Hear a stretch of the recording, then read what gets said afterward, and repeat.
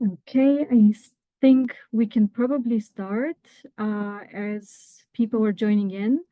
So welcome everyone to Ember's Clean Flexibility webinar. My name is Constanza Angelova, and I'm Global Electricity Analyst at Ember, and I have the pleasure to be hosting this webinar today. The topic of the day is clean flexibility, and over the next hour, we will be exploring what it is, why it matters, and how it will shape this year's UN Climate Summit. I'm joined by 4 panelists with lots of experience on this topic, and we will hear from them in a minute. These are Dave Jones, who is Director of the Global Insights Program here at Ember. We are also joined by Brent Warner, who is the head of the power sector unit at the International Energy Agency.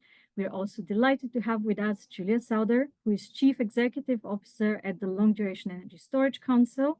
And last but not least, we are super happy to have among us Yayoi Sekine, who is head of BNEF's energy storage team. Now, for everyone here joining in the audience, please feel free to make use of the Q&A option to post your questions to the speakers. The panelists will be able to answer live or in the chat during the Q&A at the end of the webinar. So please do use the Q&A option at the bottom of your screens. And now let's kick it off. What is clean flexibility? This is essentially how we ensure that our electricity is clean every hour and not just the sunny and windy hours. And the clean power system has a heart, which is renewables. They're the heart of the clean power system, but they also have a brain, and the brain is clean flexibility. This is the brain that keeps the system running smoothly. It constantly balances supply and demand in real time and maintains grid stability. And there are 4 ways in which this brain does its job. The first one is by storing some of the renewable electricity for later use. The second one is shifting demand to periods of abundant supply. The third one is sharing it across an expanded grid where it's needed more. And finally, Clean Flex optimizes supply by fully flexible generation assets, which means that they can easily turn off when there is excess wind and solar. So as the share of wind and solar grows, fossil fuels are phased out. So the old way of supplementing gaps in renewable electricity supply, returning on and off coal and gas power plants, is coming to an end. Surely some countries are still at the beginning of this journey, but the direction appears to be very clear at the global level. And this year's climate summit, to be held in Azerbaijan in early November, is finally putting clean flexibility on the map. So there are a number of pledges that the Azerbaijani presidency has invited governments to sign up to that are related to clean flexibility. And they have proposed a global energy storage targets of 1,500 gigawatts to be reached by 2030. There is also a proposed target on grids for building and refurbishing 25 million kilometers of grid by 2030. And the third one aims to unlock the potential for a global market for clean hydrogen, not green hydrogen, mind you. And now that we have the scene set, I would like to open the discussion with our panelists, with my first question being for Dave. Dave, how significant are the COP goals on storage and grids? And do you think they're ambitious? Yeah, so it's really significant COPs actually addressing storage and grids.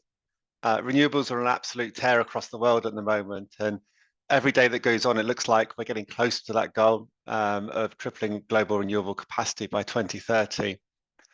And because that build out of renewables is so much faster than so many people imagined, the flexibility within the electricity system is lagging way behind on that. So it needs to be upgraded much faster than many people imagine. Grids and storage are the 2 most important parts of that clean flexibility that we need to see. So it's great to see targets proposed for them. On storage, that proposed target is 1,500 gigawatts by 2030. It feels more than achievable, but only if governments do actually step up and engage around the subject. if we were to meet the tripling of renewables by 2030, what that means for storage is that for every 5 megawatts of renewables we need to build between now and then, the storage target implies that we need to build 1 megawatt of storage by then. So that 5-to-1 ratio, and obviously the reason why it's not a 1-to-1 ratio is some of that renewables we're using directly, it doesn't need to be stored, but also because storage is only part of that overall toolbox of clean flexibility. From a supply chain perspective, it looks more than possible. The market for batteries, battery manufacturing is remarkably oversupplied. That by next year, according to BNEF, there's enough manufacturing capacity there that we'll be able to meet by 2030 that renewables target 8 times over. The choice of or the kind of leading technology at the moment for grid storage is LFP, which is a lithium battery, but lithium iron phosphate, which means it doesn't require cobalt, doesn't require nickel, and 80% of the grid batteries installed last year were of that technology. So electric vehicles are catching up with that a little bit, but the energy density is lower and more suitable for storage. So you're already getting the batteries without needing cobalt and nickel. And already some manufacturing plants are coming online with the next generation, which is salt batteries, which will eliminate the need for lithium, and that's using sodium ion as the main component. Prices have fallen dramatically within that. So the lithium LFP batteries fallen by 39% just in the last 12 months. And when you look at some of the projects, the solar projects coming through, so many of them are already being designed with batteries in mind. So 75% of the utility scale solar projects that were proposed last year in the States and applied for grid permissioning did so with battery planned on the side as well. So it looks more than possible at the highest level. Just a kind of note around the quality of that target, which is that target is a capacity target rather than an energy target. So if you're meeting all of it with 1 hour's worth of lithium ion storage, it's going to give you limited value. What we need to be aiming for is longer storage than that. The battery storage coming there as 4 hours plus, and also alongside a portfolio of other technologies, which is going to deliver across not just hours, but days and weeks as well. On the grids target, and like Annie said, there is a 2030 grids target in there, which wasn't proposed originally by the COP29 delegation. And I guess 2 things to note from that grid target.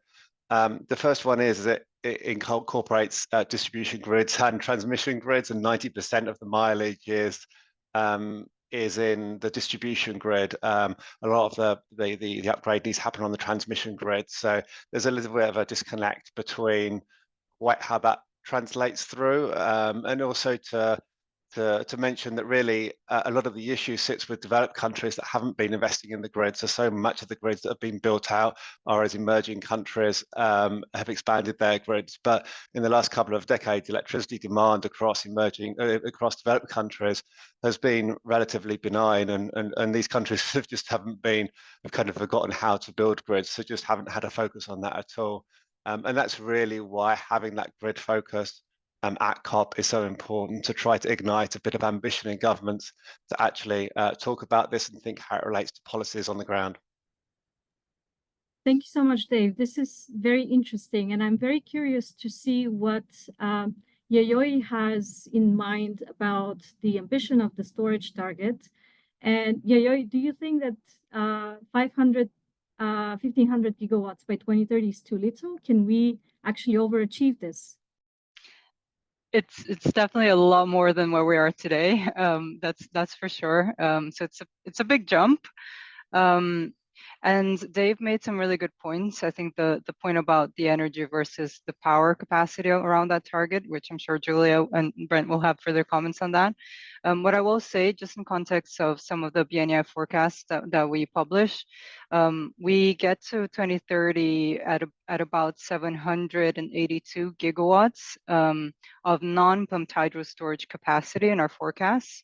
And then if you add on top of that, say 200 to 250 gigawatts of pumped hydro, we're closer to 200 today, maybe we get to about 250 by then, we can get to about 1 terawatt of total capacity. So we're still short of about 500 gigawatts. So it's a pretty big jump, a third of additional capacity from what would be our base case forecast. That's on a gigawatt terms, but to Dave's point, and we're actually going to be publishing a piece at BNEF over the next week or so that's specifically looking at the grids and storage targets that will give a bit more details around how that can be met, but specifically on the energy side, as you say, Dave, like if you assume it's in 1 hour battery, and you assume 1 hour for the 1500 gigawatts, we're actually pretty much on mark. But if you assume it's like 2, 4, or really 4 or 6 hours or longer, that's when it becomes harder, because then you're adding a lot more battery banks if you're assuming lithium-ion batteries. And of course, there are other technologies that could potentially come in, but the time frame is not very long. Like we have about 5 years, right? 2024 is almost over. And for additional context, in BNEF's net zero scenario analysis, we actually estimated we need about 1.7 gigawatts of energy storage capacity. That includes pumped hydro. So it's actually more or less in line with our expectation of what's necessary for a net zero scenario. And I'll pause there because I think we'll discuss it in a lot more detail. Absolutely. Thank you so much. And I'm looking forward to seeing also what Julia has to say about the capacity versus duration and energy storage target. Julia, please, the floor is yours. Thank you so much. It's great to be here and great to be with friends on the call. It's wonderful to see all the support for the storage and grids target, and representing both the LDES Council focusing on capacity and energy. One point that Yori just made is when you have short duration batteries, especially lithium ion, as you scale up, they can get more expensive, and also the density changes. But with long duration storage, 8 hours plus, this gets compact and you get more benefit, especially over a longer period of time, especially because these are 20-year, 50-year assets. And so this benefit of the diversity of durations is so key. And so it's really important to keep building on the short durations, but we need to look and bring to the marketplace, the 8 hours, the 24, the 100 hours to really help on the energy shifting Dave was speaking to and providing that flexibility. And what's really important is that these targets do work. I mean, we've seen this happen with renewable energy and seeing the scale and production, and we know that this will work and show the market the signal of commitment and certainty. And so we're looking forward to this being a foundation for the NDCs, because we want to make sure that there's these metrics that we can start tracking and continue to incentivize so we can deploy, because we need to really meet this 1.5 by 2030. And the flexibility component that we all kind of spoke to is really key for really looking at the climate weather patterns that are constantly changing and really being able to have that reliable, secure, affordable service. And we have a report coming out in a couple of weeks on 7 enablers that focus on need, application, and deployment, and to really kind of, again, continue to support governments to really continue to have these public-private partnerships, because industry is ready to step in and really start building and working as fast as we can with the right packages. And the Global Renewables Alliance, where you have wind, solar, geothermal, hydropower, green hydrogen, and long duration storage, our 6 industry organizations are collaborating and supporting the grid and storage target. And we're working with IRENA and both the COP28 and COP29 presidents on how industry can step in and really be a partner of how we're going to implement this. And we have some reports on our GRA website showing how we want to actually take these targets and make tasks and actions on grids, supply chains, permitting, and finance, all these key pieces that help us deploy. And then Yori's point, the great work that BNEF has done, and Ember's showing about, just how much renewables are projecting, we still have to do more. And Yori mentioned there's still about 500 gigawatts. And if you bring in what we've been tracking, we do see projects that can, reach, I think it's going to be, over 500 projects that could be at least over 100 gigawatts. And so if we can continue to have these incentives, we can bring even more long duration storage into the mix. And again, the diversity for different customers, whether it's data centers, whether it's industrial customers, whether it's remote centers, completely off grid or on grid city centers, the diversity of durations that long duration energy storage can provide in the thermal space with the rocks, the salts, the the metals, the electrochemical, all the elements on the periodic table that can be or the different types of batteries, the mechanical, building on what's pumped hydro that many groups are familiar with, the new innovations that are coming with gravity, compressed and liquid air, and then also on chemical, to your point, Casata, about hydrogen and just green hydrogen and how that's part of the mix. So that power heat hydrogen part is ready to be deployed to meet the goals that we're shooting for. So again, the target message is so important. And we look forward to have this target passed and build on the mandates, but continue to build upon the megawatt hour and gigawatt hour that we need to really get to the capacity piece of how we're measuring the durations to fill in the gaps. Thank you so much, Julia. There is so much to unpack here. And one of the key messages I see so far in this webinar is that we do have a close to realistic target on storage, and we have a booming market. So I really wanted to bounce another question towards Yayoi and just ask you, taking a step back, looking at the global storage market, what are you most excited about right now and looking into the next couple of years up to 2030? Next 5 years up to 2030. Yeah, it's odd to think that 2030 is so soon, but there's no other way to think about it, and it has to happen quickly, right? I mean, and that's what excites me. It's the fact that there's so much growth, and I was trying to, like, each time I have like a webinar and trying to talk about the numbers that we collect, it's kind of like giving some context. So from 2022 to 2023, the market essentially tripled. This is non-pumped hydro capacity, but just in terms of the rate of growth, that's massive. From 23 to this year, our expectation is going to grow about 60 or so percent in terms of gigawatt hour capacity additions. So not the 3x, but it's still a massive growth. And of course, our forecast out to 2030, it's an expectation that there will be year-on-year growth in most markets in the world. It's amiss to not mention the fact that a huge part of that rapid acceleration is because China really stepped up around deploying a lot of energy storage capacity. Of course, like the US had been a leader until China kind of took that leadership over the last 2 years or so. And then what we're seeing now in terms of Europe coming in and really making announcements in the general, like at the country level, like also setting targets, I think aligns with the fact that, I guess, as Julia said, targets do matter, because targets it's kind of that starting point to start implementing like auctions and mechanisms to materialize that capacity. And I think Europe had really been behind in terms of creating those mechanisms, because there was an approach of, oh, we don't want to be technology specific or technology biased, but actually without doing that, especially with clean flexibility, which is a big category of new types of technologies that are providing different types of benefits, it's really hard to structure contracts if you're thinking about contracts in the way that the incumbent system was developed. And so, yeah, I'm really excited because there's a lot of momentum. I still think there's a lot of challenges around the industry. We can maybe get to that as well, but the challenges in terms of the supply. I know, Dave, you talked about the 8x in our numbers in terms of capacity versus total demand. But what's happening in terms of prices, which is good on the demand side, is also very challenging for the supply side. And we can maybe get into those details, but right now, because your question is on what's actually exciting, it's the fact that there's so much momentum and there's so much of the kind of the industry being excited about it and helping to make this happen. Yeah, I really want to follow up on that comment on prices, because we do get news every day almost that battery prices are falling again and again to record lows.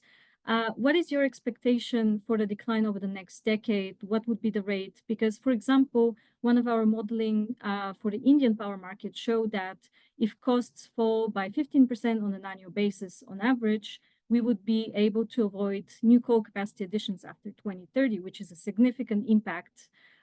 So what do you think will the decline rate be on a global level, perhaps? And how will this impact the transition more generally? Yeah, I guess I can get to that, and then Brent and Julia might have additional comments. So we do price projections and we do track prices both on a yearly basis on a global level, and then we have more granular data for monthly prices for China. And essentially, as Dave kind of mentioned in the beginning, like in China, we've seen prices basically half or more than half over the period of a year. In terms of lithium-ion battery cells and lithium and turnkey energy storage systems, which is a huge drop. A large portion of that, in terms of the current status, and then we'll talk about future. A large portion of that is because there's been a decline in raw material prices. So lithium prices have come down, lithium carbonate prices have come down. But the other factor, which is some of the work that we do in terms of understanding the costs around batteries, is the prices have fallen more than the actual costs of raw materials. So what's happening is that there's a lot of pressure and competition for the manufacturers to offer lower prices because there's a lot of overcapacity. And so in order for you to be running your factories at a certain level of utilization to make sure that you're recouping some of the costs and investment on those factories, you have to make sure that you have somebody buying your batteries, and a good way to try to do that is to offer a lower price than your competitor. And so that's very much a function of what's happening now. Like prices have dropped both because raw material prices have gone down, also because there's a lot of competition and companies are becoming more innovative and finding ways to cut costs and become more efficient. On the long term, in terms of that 2030 timeframe, from 23 to 2030, we essentially expect at least a 40 to 50% decline in costs from 23. So that was higher than kind of what we see in terms of prices now. And that's a big part of that is like innovation. It's innovation essentially, like in the storage and battery side. That's about like becoming better at manufacturing and having bigger cells, more integrated battery energy storage systems. On other components, that's also about becoming more efficient and having bigger project sizes, for example, where you can have other efficiencies in terms of costs. So costs are coming down. We might not see as big of a drop as what we're going to see between this year, between 2023 and this year. But our expectation is that there is still room for compression, even though some of the dynamics are quite challenging at the moment. The other thing I'll say is we are at the moment doing our battery price survey and our energy storage system cost survey. So we're going to have some results around those at the end of November, beginning of December. So there will be updated prices just to kind of get the benchmark of where 2024 prices have landed and 2025 our expectations for next year's as well. So I'll pause there. Thank you so much. This is really so much information on the current state of the storage market, but I really want to dive deeper into the long duration energy storage market right now. And Julia, can you tell us something more about what is the state of the market and how do you see it evolving to 2030? What are the key factors? So thanks, and I'm going to build on some of Yori's points too, because on the price point in today's market in Europe, thermal energy storage can compete if they because there's a carbon price and they have access to the wholesale market. And so we have members that are already deploying benefits to their customers, but also to the grid at cost comparisons to natural gas prices today. Now, this type of market setup doesn't exist around the world, and we're trying to help encourage the different types of durations of long duration storage to pop up and be part of the community and the economy. Australia, the capacity investment scheme market, has really promoted both short and long term, and really also had those partnerships to deploy different types of storage. So you have the short, you have 8 hour, and you have multi-hour, multi-day, again, to fill in the gaps for those different needs. Recently, the United Kingdom passed Captain 4. There's ongoing conversations about this, but that's also very helpful to long duration energy storage, especially if you're looking at offshore wind, solar, and different markets can also tie better with different types of renewable systems and looking at different criteria. Spain also has done a lot with public-private partnerships of setting targets for thermal energy storage and different types of long duration storage, and also given some funding to help not just get the first projects there in the second, but to make sure they're scaling to continue to address the gigawatts that are needed to meet the terawatt goal. So that continuity, again, is so key. In addition, are going on in Latin America and East Asia. And as you already pointed out, China too is deploying a lot of different types of long duration storage, has deployed different types of gravity projects, vanadium, electrochemical, and we're going to see more on the hydrogen front. So I think really, again, sharing how different market components and criteria help. I think one of the hurdles though still is that there are some biases on criteria towards long duration storage. One is that there are additional services like ancillary services that can be provided in addition to energy arbitrage. And so as we continue to build on so much more renewable in the grid, you're going to need some more duration to meet the different gaps, and you're going to need different market mechanisms to give incentives and kind of payback schemes.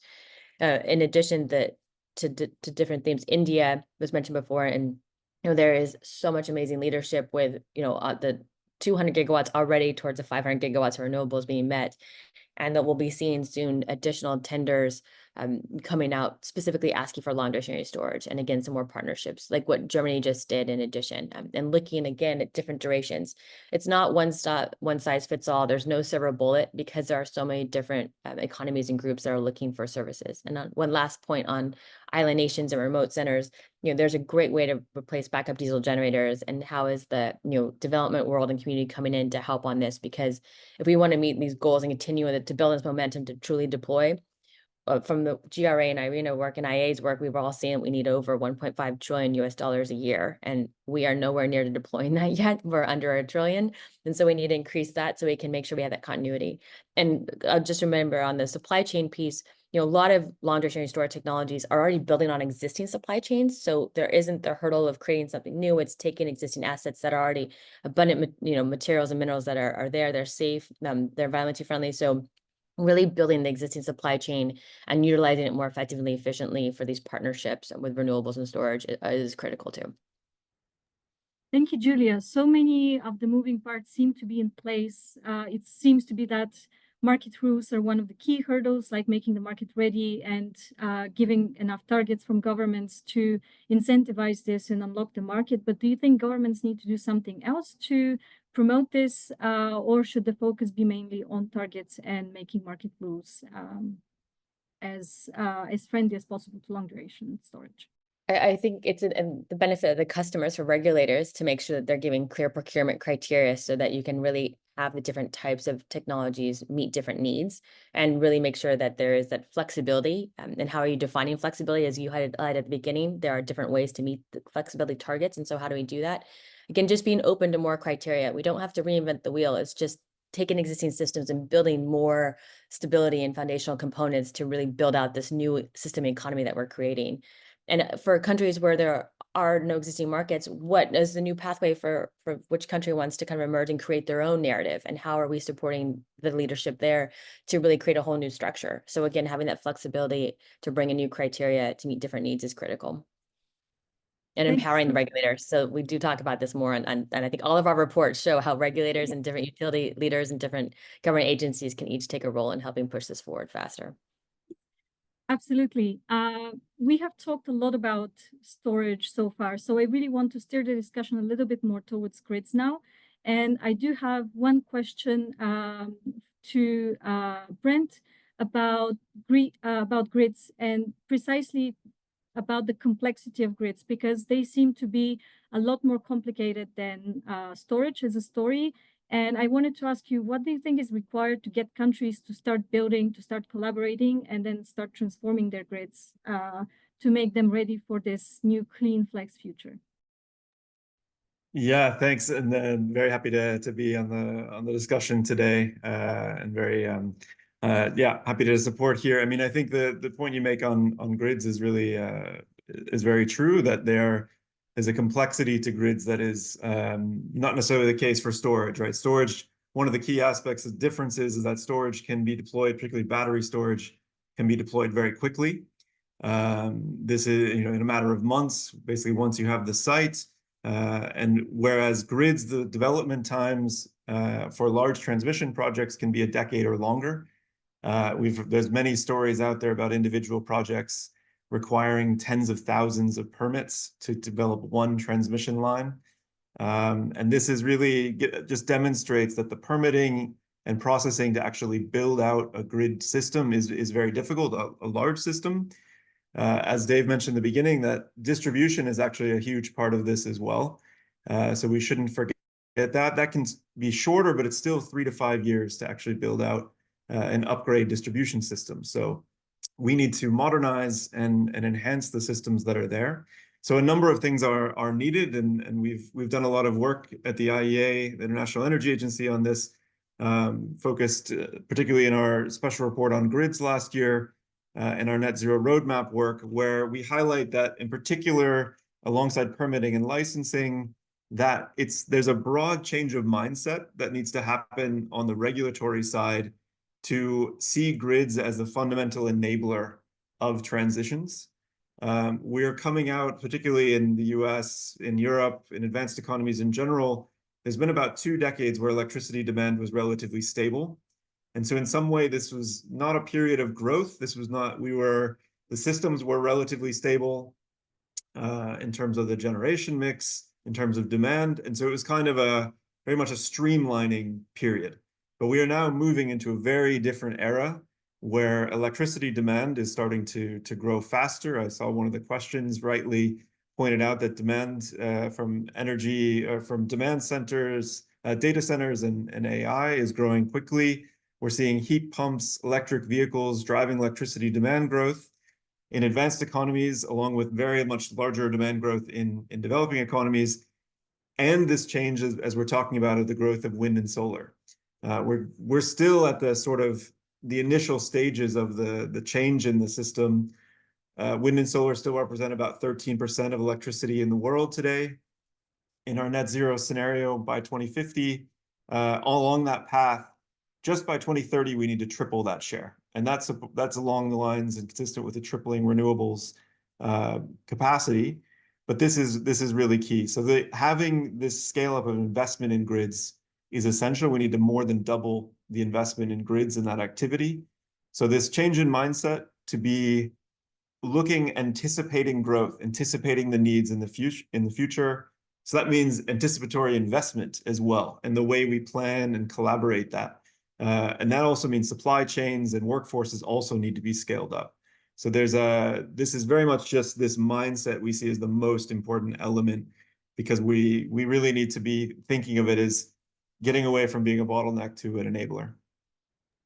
Thank you so much. And when talking about a change of mindset around grids, but also around flexibility more generally, I have a question towards Dave now, which is, are storage and grids enough? Should COP diplomats aim for more action on flexibility? Is there something else that needs to be considered? Dave, the floor is yours.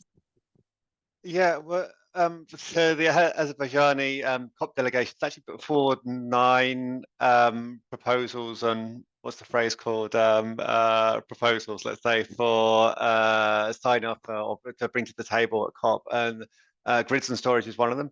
But there's actually 2 more that in some way overlap with clean flexibility. There's a green corridors, one on green corridors and about how regions work together to share their build and share renewables between each other. And that's really pertinent. So you might have seen last week when Turkey announced their 2035 renewables target, they also announced a 10 gigawatt of interconnection proposals as well alongside that. So it's really exciting to see, kind of Turkey build up their own way, that they might become a renewables power hub in the future. And the other one is around hydrogen. So it's phrased as clean hydrogen, not as green hydrogen specifically.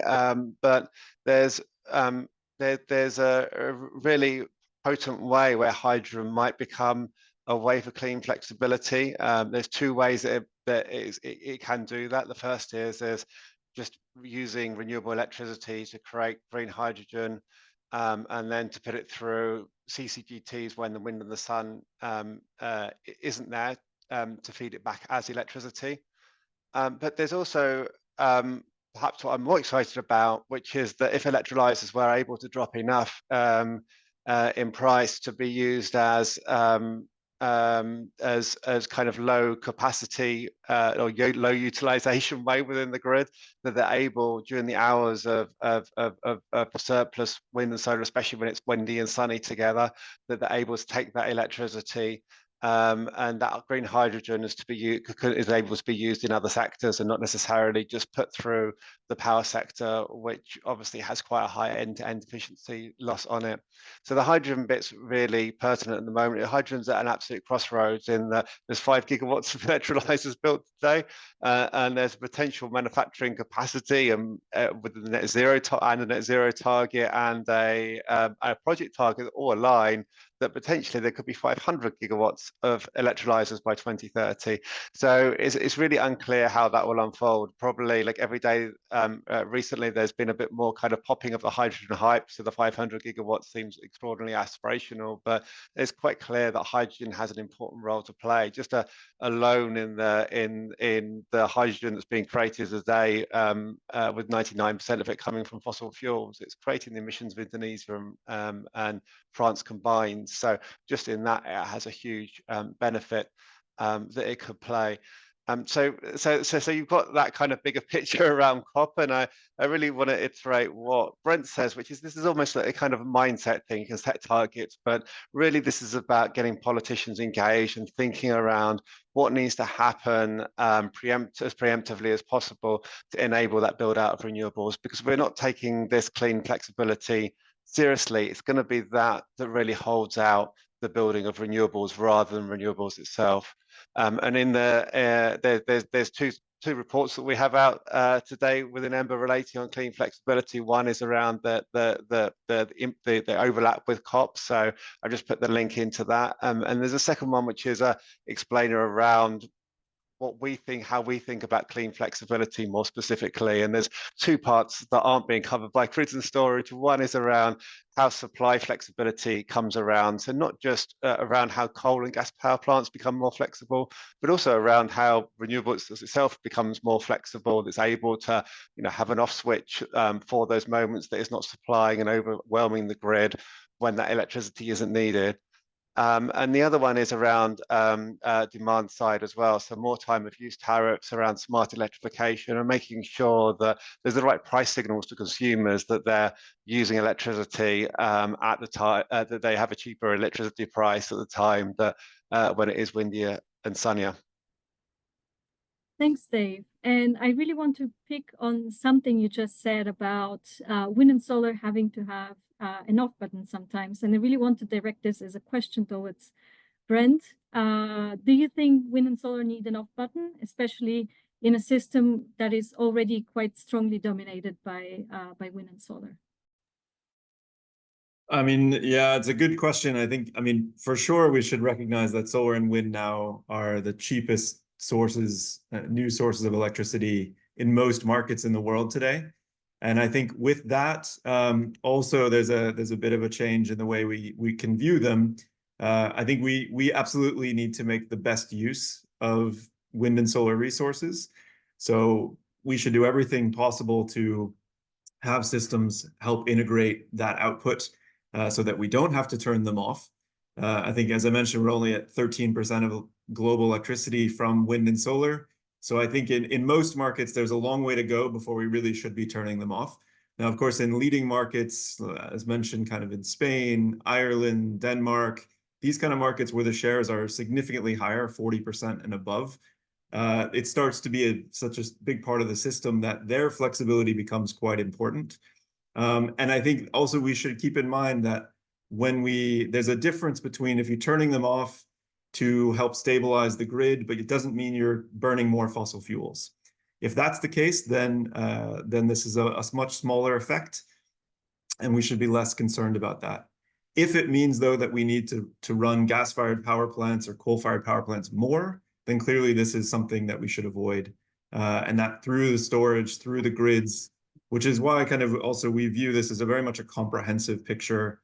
In our net zero roadmap, we're very happy about having and underpinning these new storage and grid targets that have been put forward, the 1,500 gigawatts we put forward on our net zero roadmap, and the 25 million kilometers and over 80 million kilometers as well. of grids. So we're very happy with that because we see it as this comprehensive picture. As has been said, demand side response, along with storage, along with power plant flexibility. We need all of this and enabled by grids so that we don't have to turn off wind and solar when the alternative is coal and gas. But the system is becoming, will be more complex, will be different in the future. And that's where we certainly can see that it's a more digitalized system, a more complex system. And at some point, it's actually changing the way we think about it, that wind and solar, most resources, we do not run at their maximum availability all the time. So in fact, this would make treating wind and solar a bit more like other resources, right, that we match to demands. But we shouldn't curtail or we shouldn't limit that too much and make sure that it still is profitable, is good for the systems and reducing emissions. Thank you so much, Brent. This was very, very. Can I jump in on that too? Just because Yeah. I think it's so important, and just to add some more fireworks. I agree with Brent, but I also think, no, don't turn them off, because you have LDES. Like LDES can come in and help capture the curtailment and really help make sure that we're not, losing all this different added benefit. To Dave's point, the cost of not doing this and not bringing LDES in, it annually is $540 billion a year. That's a lot. And that's why you saw Chile and the UK and many other countries start to look at the curtailment costs and start to look at how to bring more flexibility into the system. So if you build more LDES, it can capture that excess wind and solar and then bring it on weeks, days, months later, even years later when you need it. So there are tools available. We just need to bring and deploy more of LDES into the system so we can capture all those benefits. Yes, don't turn them off. People pair them with LDES. To Brent's point about this is comprehensive. I mean, this is all about needing all the tools, and we need to make sure that we're bringing them on because this is a new system we're working with, and we have to have this flexibility. Absolutely. Thank you so much, Julia. And I think this has become a very, very heated discussion. We also have lots of questions in the Q&A, and we only have a little bit less than 20 minutes left. So I'm just going to start digging in to those, starting with a first question directed to Brent from our LinkedIn live stream, which is about the 1,500 gigawatt storage target. Where does this number come from? Is it underpinned by IEA modeling assumptions? Yeah, thanks. Yeah, exactly. So this is from our International Energy Agency and our net zero roadmap work, so our net zero scenario, so reaching net zero emissions by 2050. And we released this earlier this year, very specifically in our special report on battery storage. So where the 1,500 gigawatts is listed there very clearly, because the reason we released it in that report is that the vast majority of that gigawatt increase, as was mentioned, is from battery storage. So almost 90% of the growth is battery storage, adding to the pumped hydro capacity that we have and is in the process. So it gives a detailed breakdown also of the hours, the duration of storage that we're talking about. Most systems today, as mentioned, are of only a couple hours. We see the need to get that longer, but just battery storage itself will remain sort of in the 4 hours, maybe up to 8 as the costs come down. But then we definitely need, as Julia said, longer duration storage. Many technologies will come in. So this is also just to say this is a point or a benchmark milestone for 2030. We need to keep increasing the amount of storage in the system and the duration, exactly because this amount of wind and solar continue. So this target is part of this overall package on demand response, on power system flexibility, on grids. If other parts of that system aren't developed as fast, so we're seeing like demand response somehow has a complexity as well. If that's slower to develop, then we may need more storage than that target as well, because we do see that market growing very fast. It's been mentioned that the manufacturing capacity for batteries is actually more than double the amount of deployment we would need actually to get to 2030 targets. So there's potential that this kind of rebalancing, but we should be thinking about a balance. I mean, this is kind of the issue that we tend to focus on one or two solutions when we really need a kind of a wide set of them. Thanks, Brent. And I think this is a very nice segue into one of the other questions we have on storage, this one directed to Yayoi, which is about overcapacity in lithium batteries. Is this due to higher expectations compared to current cells? of battery energy grid BESS, or is it due to or for EV, for example? It's both. So, and I would say very specifically, the overcapacity is very skewed towards China. So a lot of the companies were building out like battery gigafactories there in the lithium-ion battery space in anticipation that I guess the demands would scale up faster, and in particular that they would play a role in having a market share in that growth. But I think it's kind of like the number of companies trying to do that was probably bigger than the actual demand, both for storage and for EVs. The EV market is a bit tighter because there are less EV companies relative to total to the number of suppliers and partnerships, whereas in the energy storage space, there's a lot more buyers. So to speak, there's more flexibility in terms of who you can sell your batteries to. So there's generally been an expectation for a lot of the new battery companies to enter the BSS market. But of course, the level of success has been very varied. And it varies very much by leading players versus non-leading players as well. Thank you. There is another also related question, also directed towards you, Yayoi, which is about the economics basis for batteries and energy storage, which is coming from basically saying the most important economic basis for batteries, energy storage, and consumer flexibility are fluctuating spot prices. At the same time, capacity payments are discussed in many markets, such as Germany. Are capacity mechanisms an opportunity or a threat for distributed flexibility, since those mechanisms privilege power plants? Yeah, I think it touches on a lot of what we spoke already about. So the first thing to say is most of the battery projects that are being built today, most of them are not being built for energy arbitrage, even though that's kind of like what we think all batteries should be doing. Like they should be charging when there's excess supply, discharging when there's peak demand. But typically the value, the difference between min-max spreads aren't like high enough in most of the markets in the world for you to make a business case just based on that. Plus, investors are not like super keen in investing in just that one use case because it's too volatile. It might change next year. And so you don't want to bank a 10-year investment on that one use case. So that's why capacity mechanisms have been emerging because I guess regulators, governments, utilities recognize that if you want that flexibility, you need to also give investors and developers a bit of that baseline like revenues to make sure that their investment will be certain. I don't think it really competes with, I guess, but it's a good thing for new flexible technologies. The way it competes with incumbent generators or fossil fuel generators is very much dependent on how that scheme is designed. Like, are they including carbon prices in that?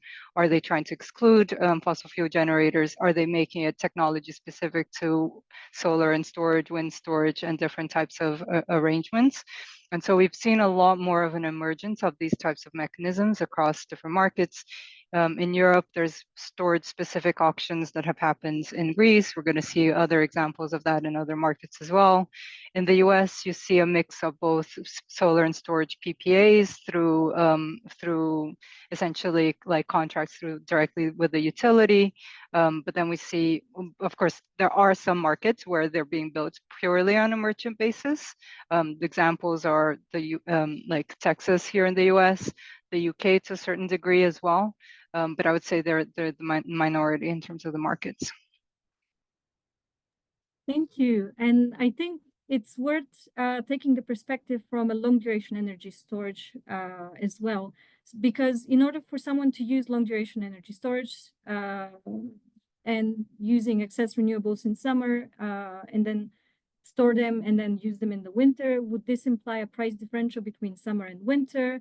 And then what is your view, Julia, on an acceptable spread, or should consumers pay for it? What's your opinion? Definitely agree with Yayoi about the capacity payments. I think they're very powerful tools because, as we discussed earlier, it's not only about energy arbitrage, it's helpful, but there's other services in the ancillary service market where customers can benefit from black start capability, inertia. Some of the long duration storage can provide inertia. There's load frequency, load following. So all these other additional attributes can be given credit in the marketplace. And I think it depends on the customers and the kind of the package deal, because this is a benefit to all customers and communities. I think ultimately customers do pay, but what is the kind of formula where the benefits are truly seen? And can this be kind of shared with different type of partnerships too? But again, we really need to look at the different market tools and access points and criteria to give credit to different types of flexibility, because there are those opportunities where, example today, pumped hydro, sits there and then can be a huge benefit when there's emergencies that can occur in addition to black start or just weather patterns.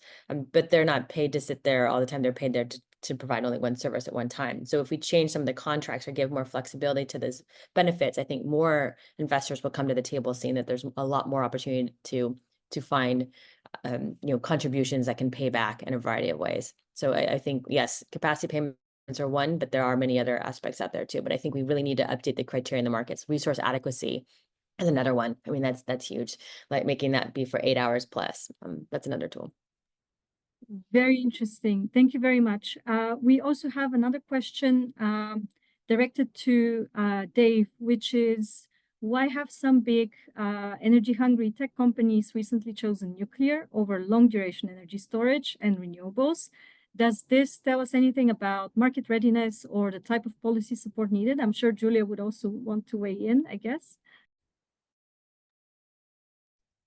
I can't believe you get that one to me. Let me think. No, I guess the first thing to say in all of that is that Microsoft, Google, and the third one that have got the interest in nuclear. They're all three of them have nuclear as a small part of the overall portfolio, of which wind and solar are much bigger parts. So that's the first context to start off with.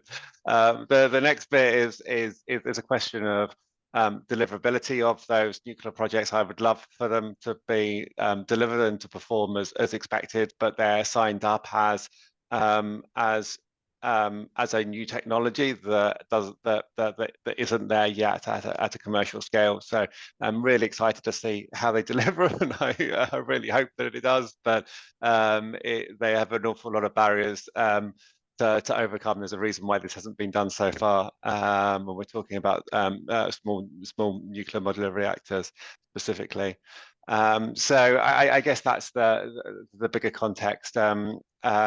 Really, just from an overall perspective, it's really exciting to see those big tech companies try to line up the build out of computing power with renewable or clean electricity in total. And it's really important need for that to happen and continue to happen. I think the last thing that anyone wants to see as we go through a massive build out of compute power is that it's slowing down the growth in fossil, also slowing down the fall in emissions. Thanks, Dave. I'm happy I managed to surprise you with the question. Julia, would you like to weigh in on the same question? Sure, I can jump in. I see Brent came off. Actually, I think everyone's off mute on this one, so I'll just go quickly.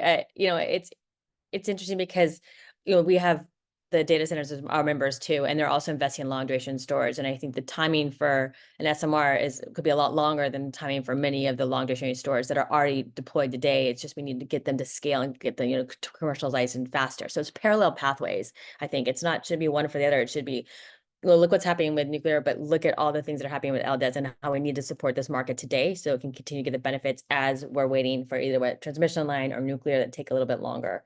And I also would say like some of the nuclear plants today use backup diesel generators, and that could be replaced with LDES. So again, these partnerships that Brent spoke to are so key, but I think it's the parallel pathways about how we get there and really making sure the markets support these different initiatives so we're getting all the benefits. Thank you so much. We also have, oh yeah, sorry. Yeah, please. No, I feel like the point that I'll add is quite tangential, or it's relevant. But first, that I sit behind our nuclear expert in at BNEF, and yeah, that's the first thing I did when I heard the news. I turned around and was like, oh wow, this is really exciting. And he was like, yeah, like a lot of the news or kind of the analysis that he has to deliver to the market around nuclear at the moment is there is traction, but it's definitely been a story around delayed deliveries. And this particular deal with Microsoft, I guess it's the delivery for 2028, and then the other subsequent tech deals are kind of 2032, 2034. And so I think it is the timelines around the additional context regarding like size versus renewables and storage. It is about timelines, as David has pointed out. Like you kind of have to develop these things, but recognize that there are some challenges around nuclear specifically. And then while that's happening, you can't really stop the tracks on everything else, as Julia said. So that's all. There is one open question that I would first like to see if there are any volunteers, because it's quite technical, and then I'm going to choose someone. So what about grid forming from batteries, solar, and wind as grid service? Is it a competitor to long duration energy storage services, for instance? I don't know, Julia, would you like to? Can jump in. I'm sure Brett will add to this too, but batteries are also long duration energy storage. There are lots of different types of batteries, including lithium. I mean, we have members that do iron, vanadium, carbon. I mean, you name an element, again, magnesium on the periodic table, they're there. So it's different types of batteries that can be. So I think shifting that perspective, yes, we're already involved providing the service. And then I think on the point of grid firming, yes, LDES can do this in a variety of different technologies. So I think it's, again, part of the criteria to incentivize and make sure that we can be at that level playing field. But yes, we can definitely perform. And again, the diversity of durations of technologies. Thanks. Brent, would you like to weigh in as well? Sure. Yeah. I mean, I think this is one aspect that, I mean, that batteries, because they can react so accurately and so quickly, that it's sort of a digital version of the grids that we're used to. So we're moving from a system where we have large rotating machines that provide stability for the grids. But in the long run, this becomes a much smaller part of the overall energy system. If we phase out unabated coal, which we are aiming to do in many countries, if we're able to reduce the role of natural gas in general, then this is something that we will need to solve more systematically, not just from batteries, but as Julia said, from other forms of energy storage, from wind and solar themselves. And so we need to be thinking of this next system, and it will be very much a more digital system that is able to do that. Batteries can be a part of that, but they don't have to be the answer everywhere. And I think this is also kind of goes to this broader question of system flexibility. We tend to think on, I think we talked about it a lot today, but it's not just one time scale. I can't reinforce that enough. We're really down. Batteries can respond in milliseconds. Larger forms of storage or other, we don't need everything to respond that quickly, right? We have short amounts, very short-term flexibility, but we need seasonal variability and flexibility to manage that as well. And even across years, we're talking about. So it's a system where these need to be in the forefront of our minds as we're planning these in countries and policymakers as well. And so that's why I fully agree with this kind of diversity of supply of options. And I think this also goes to why tech companies are looking to multiple sources, because they see that as well, that having it's the most secure way to develop clean systems is to have many options at hand. I would note nuclear here, but also advanced geothermal is another option that tech companies are looking into. We're working on a special report on that, which should be out in the end of November, so about a month from now. And we are holding also a summit on energy and AI, in part to address this question in early December. So I think there's lots of pieces of the puzzle here to be working on, and I think there's lots of great analysis from those on the call and the group and at large that this system, as it becomes more complex, we need to be looking in depth at all of these pieces. Thank you so much, Brent. We have just 1 minute left, and I'm going to allow one last question, even though it's very long. It's directed towards you, Brent, again, but I think it wraps up the discussion very nicely. It says, I agree with targets matter. However, how can we create a link between the grid target without the necessary background work needed, such as reform planning, facilitate financing, etc., Without these key foundational aspects, no target can be reached. In addition, a local approach should be used since so many countries are way behind of having a modern and developed grid. Okay, I'll try to answer very quickly. I think it builds on my previous answer on the kind of pieces of the puzzle that we need for grids to accelerate. Regulation is certainly one of those. We need clear regulation that grid companies and otherwise utilities can invest in grids and be confident that they will get their return on investment. This means moving towards things like performance-based regulation, where we don't necessarily need, right now, there's a big emphasis on, or in the past, has been on capital spending, that you have to spend more to actually get more in return and more revenues, which is not necessarily the best option, right? So we want, when we need to upgrade and modernize and digitalize systems, it may not be such a big CapEx investment, but the performance may improve quite significantly. So this is not a small point and goes along with the kind of thinking forward. This is really a big difference. We saw that just one anecdote is during the COVID crisis, one strange side effect is actually this put a lot of strain on grid companies' revenues because there was a sudden drop in the amount of electricity demand. And this actually was creating serious financial difficulties for a number of grid companies to make any kind of investment to even to manage the systems as we had them. But that really had nothing to do with the operation of the system. And that's just one example where the regulation can kind of cause really a strange incentive. And I think that's an overall point here, that we need to modernize, update grids to facilitate this. Regulations is a key part of that, but this forward thinking is really the centerpiece. Thank you very much for these closing remarks. I think this wraps up the discussion very, very nicely. Thank you very much. And thanks to all who have joined us today for this webinar, and also to our wonderful panelists, Dave, Julia, and Yayoi, and Brent, of course. Thank you so much. Before we close, I would like to share that on the 12th of November, so very soon, Ember is launching a very interesting report where we talk more about tripling, looking at country and regional level analysis of renewables ambition and storage targets. So definitely keep an eye out for it. And once again, thank you very much to everyone for joining, and have a lovely rest of the week. Goodbye. Thank you so much. Thank you very much. Thank you very much. Yeah.